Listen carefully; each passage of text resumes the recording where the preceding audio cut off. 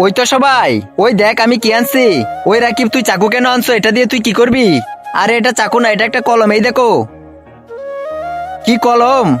এই তুই এটা কোন দোকান থেকে আনলি? না না, আমি তোমাদের বলবো না। ঠিক আছে, বলা লাগবে না, আমরা খুঁজে নিব। ঠিক আছে, যাও যাও খুঁজো। হ্যাঁ হ্যাঁ, খুঁজে নিব, চলো চলো। এমন কলম তো কেউ পাবে না। ওই রাকিব, প্লিজ বল না এই কলম কোথায় থেকে আনছো? না না, তোকে বলবো না, পরে তুই সবাইকে বলে দিবি। এই প্রমিস করলাম, কাউকে বলবো না। তাহলে চল আমার সাথে দোকানে, চল। ওই তো সেই দোকান, চল চল। ভাইয়া, ওকে আর একটা এমন কলম দাও।